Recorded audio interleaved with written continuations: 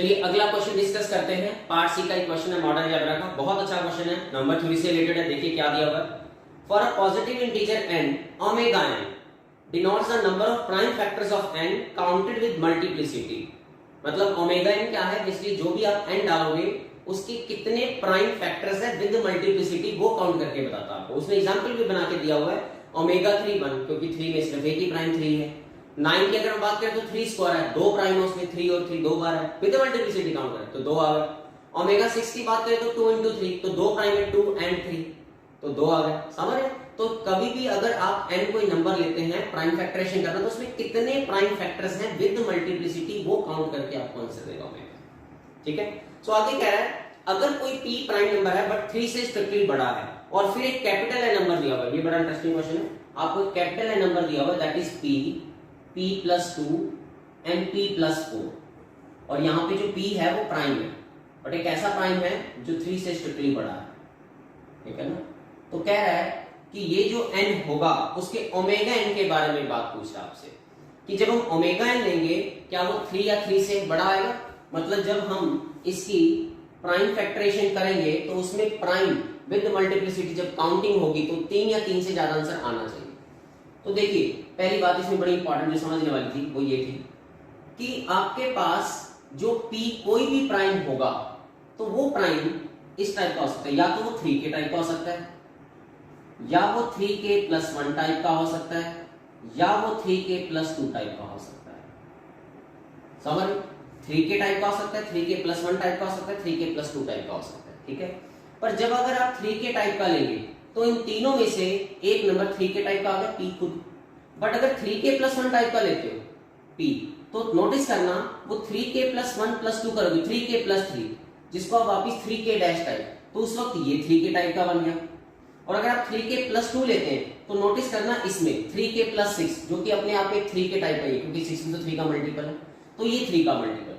कहने का मतलब ये हुआ कि अगर आपका कोई भी प्राइम होगा तो इन्हीं तीनों में से कोई एक टाइप का होगा। तो उस वक्त कोई भी अगर इन तीनों में से एक टाइप का होगा तो आपके पास ये ओवरऑल नंबर 3 का मल्टीपल ही बनता रहेगा हर वक्त। समझ लो? अगर ये 3 के टाइप का है तो ओवरऑल ये 3 के टाइप तो ओवरऑल नंबर 3 के टाइप का, 3k + 1 टाइप का तो ये इसको 3 का मल्टीपल बना देगा तो ओवरऑल 3 का मल्टीपल। और अगर 3k + 2 टाइप का यहां डालोगे तो आपको 3 का मल्टीपल। तो n बेसिकली समझ लग गया 3 का मल्टीपल है, ये बात समझ लग गई। ठीक है। ये इंपॉर्टेंट चीज थी जो आगे ऑप्शंस में काम देगी। ठीक है। अब कह रहा है ओमेगा जो होगा इसका वो 3 या 3 से बड़ा होगा। यस ये बात तो सही है क्योंकि देखो ये नंबर है p, ये तो खुद ही प्राइम है, एक प्राइम काउंट होगा। ये चाहे प्राइम हो या ना हो बट एक प्राइम तो यहां से आएगा ना, कोई ना कोई उसकी प्राइम फैक्टराइजेशन होगी। 1 तो है नहीं क्योंकि p 3 से बड़ा है तो p + 2 करोगे तो 5 से बड़ा है तो उसकी कुछ ना कुछ प्राइम फैक्टराइजेशन होगी। अगर खुद भी प्राइम हो तो एक प्राइम तो लेकर आएगा, नहीं हुआ तो 2 प्राइम लेकर आएगा कम से कम। समझ?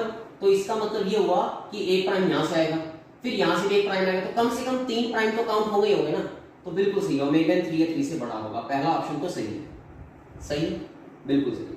सेकंड कह रहा है बड़ा इंटरेस्टिंग, सेकंड कह रहा है कि ऐसा कोई p प्राइम एग्जिस्ट करेगा जो 3 से बड़ा हो सच दैट जिसकी वैल्यू 3 आए।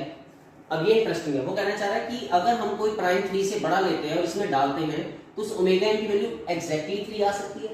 अब एग्जैक्टली 3 तो तब आ सकती है इसकी वैल्यू जब आपके पास ये तो प्राइम है, ये तीनों प्राइम, तभी 3 प्राइम अलग अलग होंगे। ये बात सिर्फ और सिर्फ तब सच हो सकती है जब हमारा p + 2 और p + 4 भी क्या हो, प्राइम नंबर। समझ? अब आपका जो p प्राइम है वो 3 से बड़ा है, जो p प्राइम है वो 3 से स्ट्रिक्टली बड़ा है। ठीक है। और हमने ये चेक कर लिया है कि जो n है वो 3 का मल्टीपल भी है। ठीक है।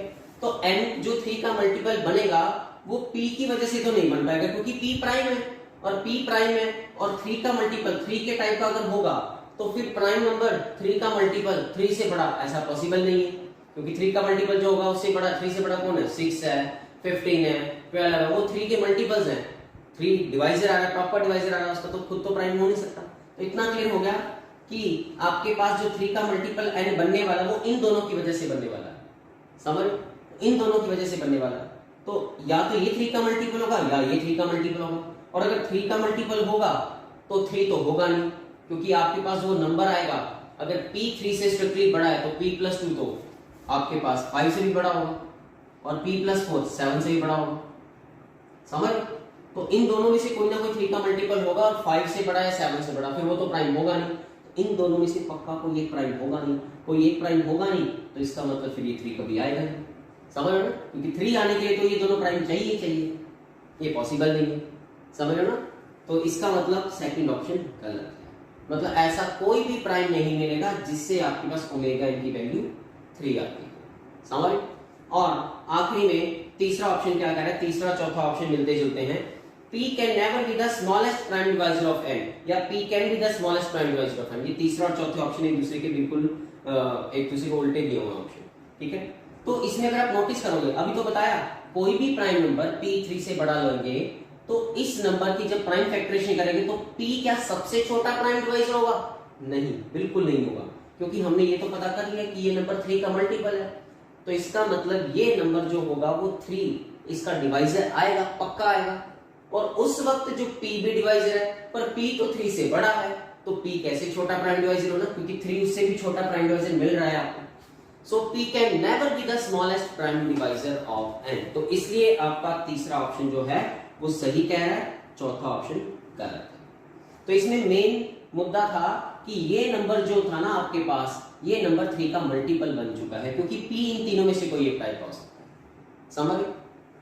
और ये प्राइम है तो इसलिए ये तो 3 का मल्टीपल बना के नहीं देगा, इन्हीं दोनों की वजह से 3 का मल्टीपल बन पाएगा। और अगर इन दोनों की वजह से 3 का मल्टीपल बनेगा तो क्योंकि ये दोनों 5 या 7 से बड़े तो ये दोनों प्राइम हो नहीं सकते, जिसकी वजह से आपका सेकंड ऑप्शन गलत हुआ था। तो आई होप ये क्वेश्चन आपको बहुत अच्छे से क्लियर हो गया हो।